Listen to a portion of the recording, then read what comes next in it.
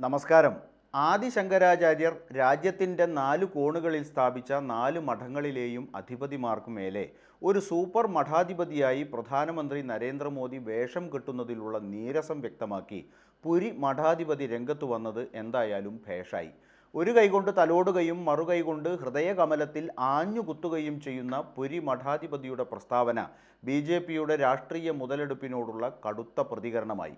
അയോധ്യയിലെ രാമക്ഷേത്രത്തിൻ്റെ ശ്രീകോവിലിൽ ജനുവരി 22-ന് ശ്രീരാമൻ്റെ വിഗ്രഹം സ്ഥാപിക്കുന്നതിന് താൻ പോകില്ലെന്ന് രാജ്യത്തെ പ്രമുഖ ഹിന്ദു പുരോഹിതരിൽ ഒരാളായ പുരി ഗോവർദ്ധന പീഠത്തിലെ ശങ്കരാചാര്യസ്വാമി നിശ്ചലാനന്ദ സരസ്വതി പ്രഖ്യാപിച്ചു.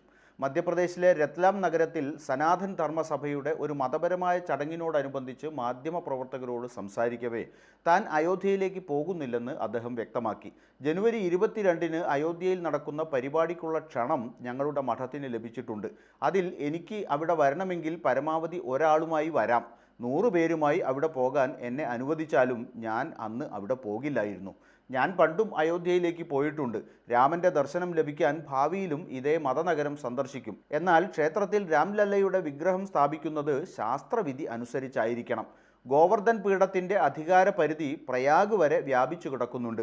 എന്നാൽ ജനുവരി 22-ലെ മുഴുവൻ മതപരമായ അഭ്യാസത്തിനും ഞങ്ങളുടെ ഉപദേശമോ മാർഗനിർദ്ദേശമോ തേടിയിട്ടില്ല എന്ന് അദ്ദേഹം കൂട്ടിച്ചേർത്തു. ഞാൻ ഒട്ടും അസ്വസ്ഥനല്ല, എന്നാൽ മറ്റേതൊരു സനാതന ഹിന്ദുവിനെ പോലെയും സന്തോഷവാനാണ്. പ്രത്യേകിച്ചും ഇപ്പോഴത്തെ പ്രധാനമന്ത്രി നരേന്ദ്രമോദി സ്വയം മതേതരനായി ചിത്രീകരിക്കുന്നതിൽ വിശ്വസിക്കാത്തതിനാൽ അദ്ദേഹം ധീരനാണ്, ഹിന്ദുത്വത്തിലും വിഗ്രഹാരാധന എന്ന ആശയത്തിലും അഭിമാനിക്കുന്നു, താൻ മതേതരനായി സ്വയം ചിത്രീകരിക്കുന്ന ഒരു ഭീരുവല്ല എന്നിങ്ങനെ മോദിയെ പ്രകീർത്തിക്കുന്നുണ്ട്. മോദിജി വിഗ്രഹത്തിൽ സ്പർശിക്കുകയും അവിടെ സ്ഥാപിക്കുകയും ചെയ്യുമ്പോൾ ശങ്കരാചാര്യൻ എന്ന നിലയിൽ എനിക്കവിടെ എന്ത് പ്രസക്തിയാണുള്ളത്? അദ്ദേഹത്തെ കൈയടിച്ച് അഭിനന്ദിക്കാൻ വേണ്ടിയാണോ ഞാൻ പോകേണ്ടത് എന്നൊക്കെ അദ്ദേഹം ചോദിക്കുന്നുണ്ട്. പ്രധാനമന്ത്രിയായി സത്യപ്രതിജ്ഞ ചെയ്യുന്നതിന് മുമ്പ് നരേന്ദ്രമോദി തന്നെ കണ്ടതും COVID-19 മഹാമാരിക്ക് മുമ്പ് UP മുഖ്യമന്ത്രി യോഗി ആദിത്യനാഥ് വർഷത്തിൽ 2-3 തവണയെങ്കിലും തന്നെ സന്ദർശിച്ചിരുന്നതും അദ്ദേഹം വിവരിച്ചു. മുൻ VHP അധ്യക്ഷൻ അന്തരിച്ച അശോക് സിംഗൾ എന്നെ കുറഞ്ഞത് 70 തവണയെങ്കിലും വന്നു കണ്ടിട്ടുണ്ട്.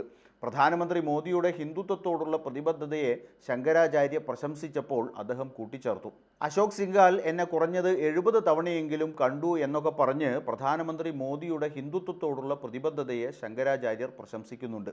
വികസനത്തിൻ്റെ പേരിൽ തീർത്ഥാടനങ്ങൾ ഇപ്പോൾ വിനോദസഞ്ചാര കേന്ദ്രങ്ങളാക്കി മാറ്റുകയാണ്. അതായത് തീർത്ഥസ്ഥലങ്ങളെ ഭോഗസ്ഥലങ്ങളാക്കി മാറ്റുന്നു.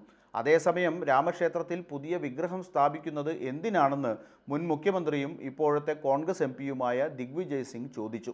രാംലല്ലയുടെ പഴയ വിഗ്രഹവുമായി ബന്ധപ്പെട്ട വലിയ തർക്കം നടന്നതാണല്ലോ, ആ വിഗ്രഹം എവിടെ എന്ന് ദിഗ്വിജയ് ചോദിച്ചു.